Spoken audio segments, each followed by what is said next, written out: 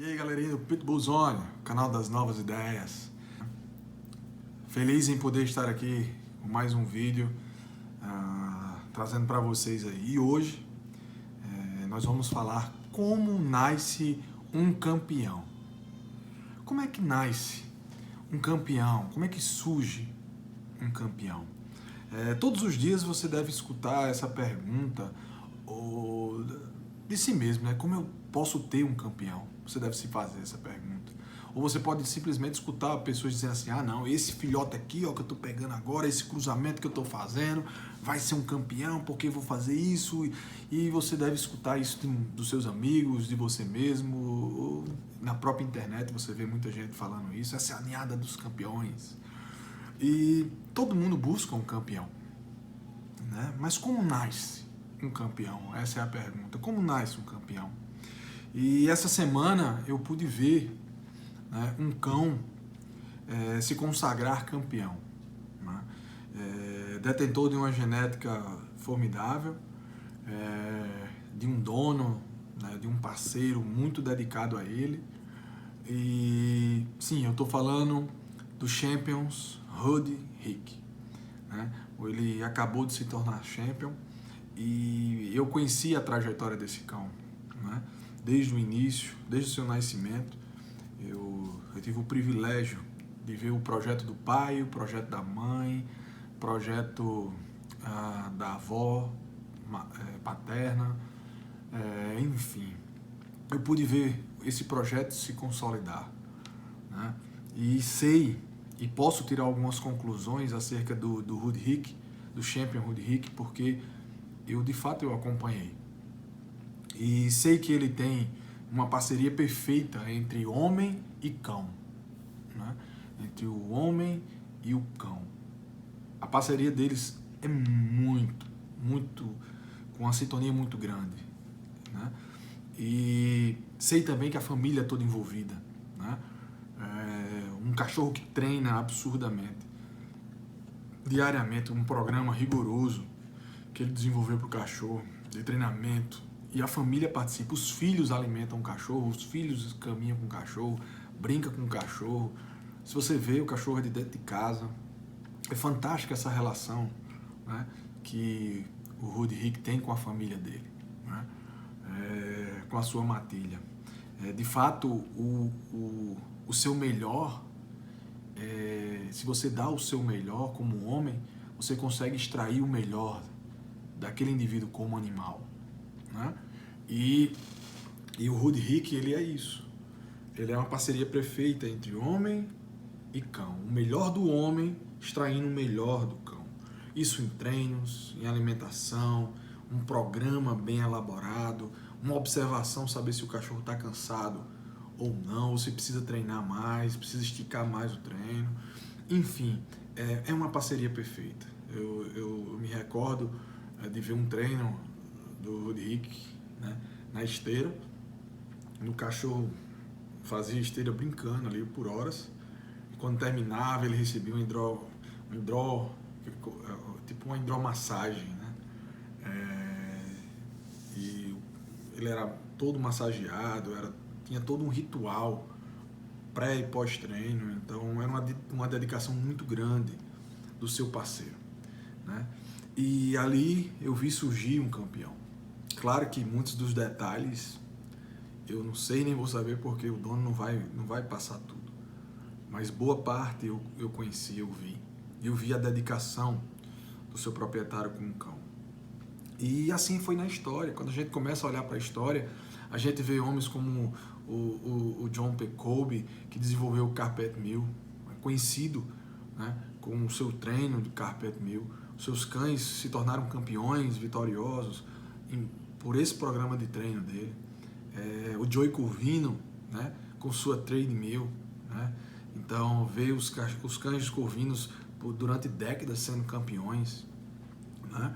Não só na função, mas em conformação, em tudo que ele fez, né? E ele usava um treinamento, uma parceria ali muito grande com seus campeões, com seus cães, né? Uma dedicação muito grande. Quando a gente pensa no Mr. Grey do Clube Bellon, conhecido, né, por todos como cara que melhor alimenta os cães e prepara os seus campeões através da alimentação. Ele não aceita anabolizantes, né? O negócio dele é tudo natural. Então, você vê um cara desse preparar centenas, eu não vou nem dizer dezenas porque eu vou errar, mas centenas de campeões, né? Confiando na alimentação, confiando no programa de alimentação dos cães, tudo baseado na natureza. Isso é fantástico, né? Você vê JJ Smith Choctaw, lá de Louisiana, né, do Cajun, um cara conhecido por todos como um dos melhores preparadores, né, de condicionamento dos cães. Ele deixa os cachorros no shape pronto, né, para o que o cara quiser. Os cachorros chegam no melhor do seu físico, do seu corpo. Então, pessoas como esses caras, eles se dedicaram, né, aos cães, a essa parceria. Por isso que eles tiveram tantos campeões, né? E é com esses dados, né, com essas conversas, com essa aproximação, com esses estudos, sobre essas linhas consagradas, sobre essas pessoas, esses dogmans de resultados, né, que eu comecei a estudar sobre esse assunto. Como é que nasce um campeão? Né? E me veio à mente aquele cão chamado Urbat's Bounce Ron. E eu fiz até uma matéria, tá aqui, eu vou mostrar para vocês esse encarte que eu fiz falando sobre esse cão. Um cão de uma família basicamente, né, corvino, né, os Corvino Dogs, né, mas traz o trabalho por trás do Confilen, do George Armitage, né, do Shipley, do El Tudo, e tem esse cachorro que por algumas gerações não se tinha campeões, né? Ele não vem de um cruzamento de champions, de grandes champions, de extraordinários, mas, disso por sua vez, o Urbat's Bounce Ron, ele se tornou Ron, não foi à toa, né? Foi por botar ao mundo simplesmente o Arizona Pet Rangers, né? O Toodles Liu, a fêmea, Champions, o Grand Champions Rascal, Trahan Rascal, né? E o nada mais, nada menos do que o Champion Toodles Dibble, né? O maior cão de todos os tempos. Quem nunca bebeu dessa fonte chamada Toodles Dibble, né? E esses são 4, só estou citando 4 filhos desse cão, né?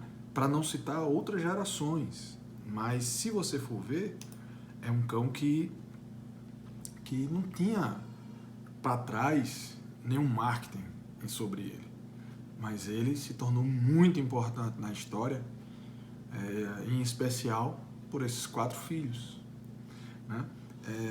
Você pode querer atribuir a receita de bolo, né, para se tornar um campeão, para gerar um campeão, um pedigree bem montado, né, um criador, comprei do criador tal, não, é filho do cachorro Y, né? Ou simplesmente dizer, não, isso aqui é porque eu sou o cara, e é por isso que ele se tornou campeão, isso aqui é filho de cobra d'água com jacaré. Mas eu quero usar esses exemplos, né? Tanto como eu falei um pouco do Champions Roderick, como também eu falei um pouco do Urbat's Bounce Ron. Eu queria usar esses exemplos e conversar sobre isso, né? E conversar sobre isso, a gente tentar entender um pouco desse universo do cão campeão, do homem, né, que gera cães campeões. Então, o que eu posso dizer é que o Wheezer Urbat era um cara modesto, né? Não foi um criador de muita expressão, porém a sua criação, a sua seleção, ela se tornou digna na história, porque da sua criação surgiu uma influência gigante sobre todas as outras.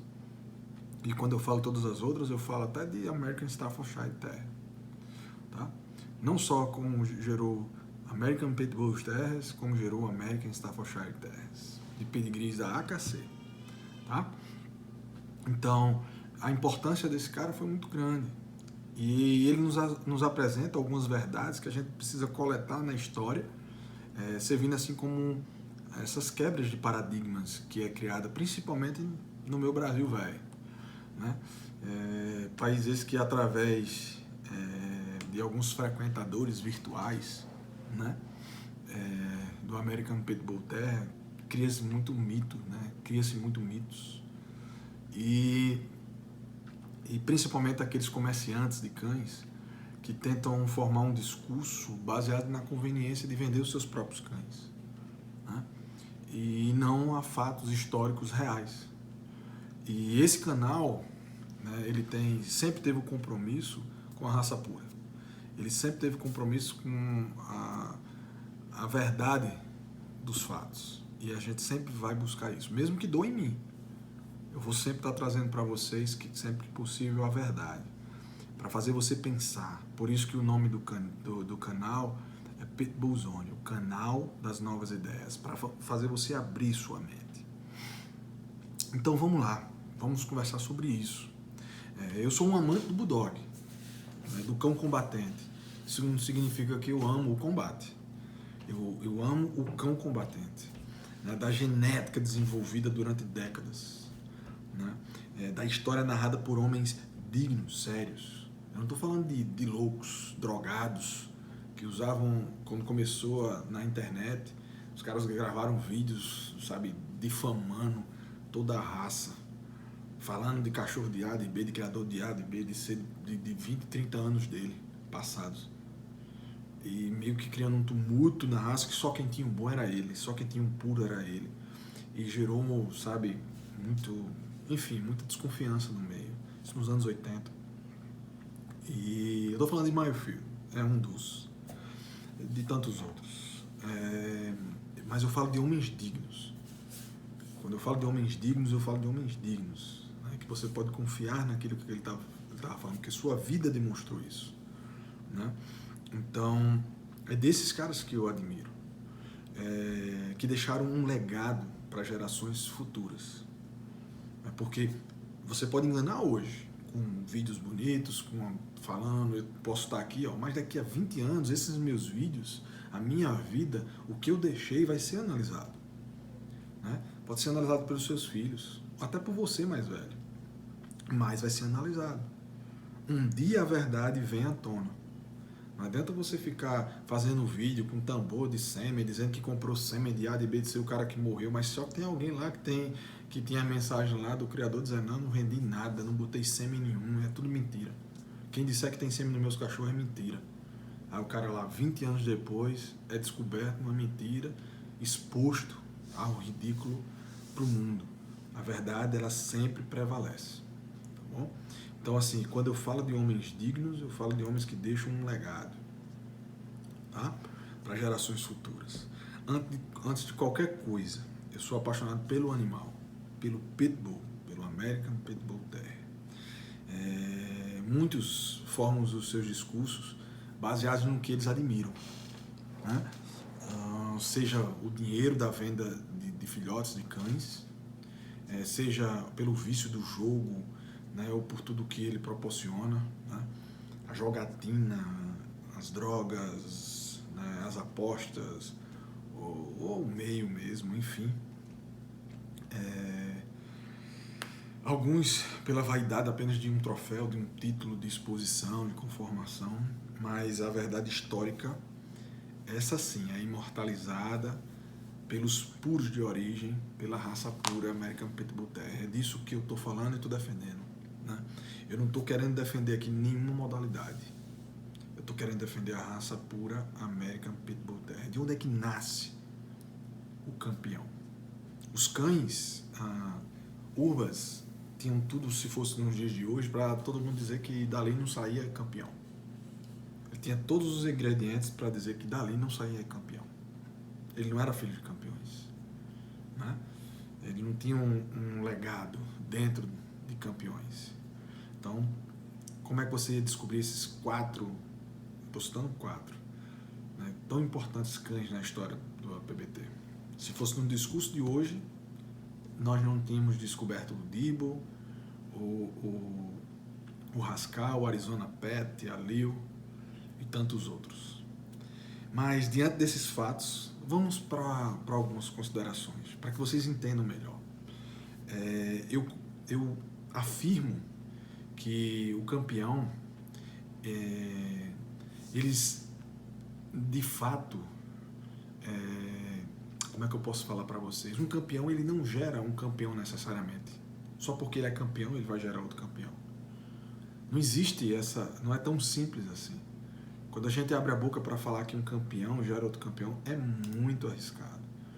Se você abre a boca para falar isso ou ver alguém falando isso, é porque ele está preocupado com o mercado e não com a sua seleção.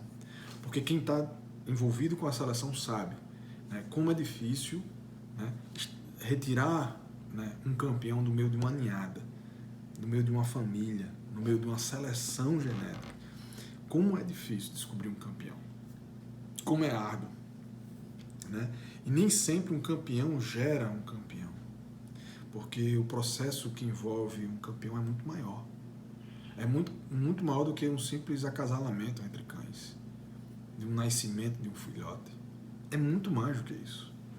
E esse discurso ele só serve para vendedores, para mentirosos, pessoas que não prestam serviço nenhum para a raça APBT. Então, mas isso também não significa que uma seleção baseada em performance, né, não seja pretendida por ninguém. Pelo contrário, se eu puder ter um filhote selecionado de que o pai, a mãe, os avós, os bisavós, perfeito. Perfeito. Se eu já descobri, já estou ali naquela busca, se torna mais fácil. Mas não é uma garantia 100%. Tá? Não é uma garantia 100%. Então, é isso que eu estou afirmando. É que cães ícones podem sair de seleções normais, que preservam apenas cães puros. Esse é o essencial. Cães puros. Né? Na história, muitos tentaram misturar. Né? Muitos tentaram inserir e simplesmente se perderam, seguiram outro caminho a não ser o dos bulldogs, porque o bulldog já está aí há mais de 400 anos. Esses cães já vêm sendo desenvolvidos há mais de 400 anos. Então, se você tenta inserir um Tosa, né? Se você tenta inserir um Dogo, se você tenta inserir outro tipo de bulldog, com certeza você vai se distanciar da essência. Você vai se distanciar do Gamenese, você vai se distanciar de um campeão. Por isso que eu falo da raça pura, porque a genética está lá. Como você vai descobrir, como você vai extrair o campeão, é outro processo, é um processo muito mais detalhado. Mas o início é a raça pura, o início. E outra coisa, outra consideração que eu queria fazer em cima disso é que não existe esse lance de cão moderno, cão tradicional. Ou é puro ou não é. Tá? Mas foi criado esse mito dentro do Brasil, até por alguns amigos meus que defenderam muito isso aí por muito tempo, porque esses termos criados, tradicional e moderno, no Brasil em especial, alimentavam o comércio. O aquecimento da raça no Brasil fez com que esses criadores que se intitulavam tradicionais, porque o tradicional só é pitbull se for tradicional, só é verdadeiro se for tradicional, sei lá como é que era a frase que inventaram. Esses caras viram o mercado enchendo, voltando, aquecendo, muitos jovens entrando, e esses jovens são pegos facilmente com essas narrativas, e começaram a inserir essa narrativa do tradicional. E aí, muitos foram para essa linha. Não, moderno é disposição. Tudo que estava afastado da seleção do combate era moderno. Não prestava, não era puro. Na verdade, isso é um grande erro. Porque eu entendo que todos precisavam vender filhotes, todos precisavam se inserir, e teve uma época que simplesmente ninguém queria tradicional no Brasil. Né? O final dos anos 2000, 2006, 2008, ao início até 2012, ninguém falava isso tradicional. Quem criava tradicional estava caladinho nos cantos dele, desenvolvendo, né, o jogo deles. Mas, para mídia, ninguém queria tradicional. E eu afirmo isso porque quando eu cheguei, inclusive aqui nos Estados Unidos em 2008, que eu fui ver uma exposição da ADBA, foi um fiasco. Poucos cães, e os cães que tinham, inclusive, muitos ditos modernos pelo Brasil, porque aqui não existia isso. E tradicional, muito pouco. né? De origem de combate. Muitos poucos estavam em pista, muitos poucos. Então, essa questão que usaram, né, dentro do Brasil, parem com isso. Esse negócio de moderno é puro ou não é? A seleção é outra coisa. Né? Você tem que analisar a seleção do criador, para que ele está se desenvolvendo, para onde ele está caminhando, os cães dele tá se desenvolvendo de que forma. Tem uma boca pesada, tem muito drive, ele consegue saltar bem, não, ele consegue conviver com outros cães, dá para adaptar para o esporte, dá para adaptar para a conformação, não, dá para ser em companhia, dá para ficar na minha casa. Enfim, analisa essas coisas. Morde gente, ele é agressivo com seres humanos. Essas coisas você precisa analisar nos cães puros. É isso que eu estou falando. Agora, tradicional, moderno, gente, isso é baboseira. Baboseira de quem não entende da raça, de quem não estuda a raça. Mas aí eu não vou me deter isso, eu só quero citar isso, que um campeão ele pode nascer na sua mediocridade, seja de tradicional, seja de moderno, ele pode nascer. Porque não existe isso, se ele é raça pura, ali pode ter um campeão. Tá?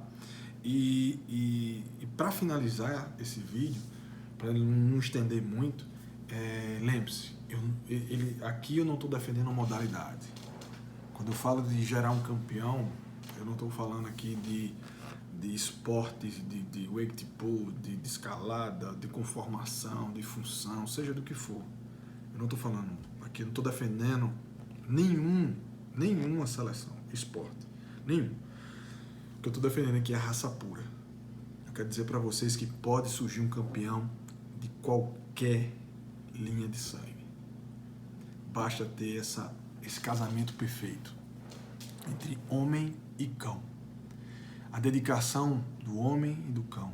Eu tenho visto aqui um cachorro que tem sido muito cobiçado, falado, mas se você vê o dia a dia, inclusive de uma mulher, né, de como ela se dedica ao cão, como ela vive o cão integralmente. Né? O próprio caso que eu citei do Rudrick, né, e tantos outros. Se você for ver, atrás do campeão tem um parceiro incondicional. Tem um cara lá, uma mulher, né, que se dedica àquele cão, que faz o seu melhor para que o cão extraia o melhor dele. Então, eu quero motivá-lo, se você está em busca de um campeão, comece a se perguntar se você tem condições de ter um campeão na sua casa. Porque eu, como criador, eu tenho a autoridade para falar isso. Muitos cães promissores que saíram do meu quintal foram para mão de pessoas que diziam: não se preocupe não, eu sou um cara de bastante idade, mas eu vou contratar um cara, vou botar ele para correr, eu estou comprando uma treadmill, uma esteira, ele vai fazer esteira, eu vou botar ele para nadar, aqui em casa tem uma piscina, vou lá fazer isso, fazer aquilo, e tal, passei até programa de treinamento, de como, até os 2 anos de vida dele, o que ele fazia e tal, passei tudo pro cara, achando que de fato o cara ia desenvolver em busca de um campeão. Simplesmente esse cão vira um pet de fundo de quintal, gordo, e some do mapa. Então, assim, eu como criador vejo isso. A culpa não é dos cães. Né? Óbvio que tem cão que você vai mexer, você vai se dedicar e ele não vai chegar. Pula, passa para outro. Vamos em busca do campeão. Agora, você tem que fazer a sua parte. Você tem que se dar o seu melhor. Então, é disso que eu penso e eu queria passar isso para vocês. Então, fiquem com Deus. Até o próximo vídeo. E o campeão, ele pode nascer de qualquer lugar. Sendo raça pura, American Pitbull Terrier.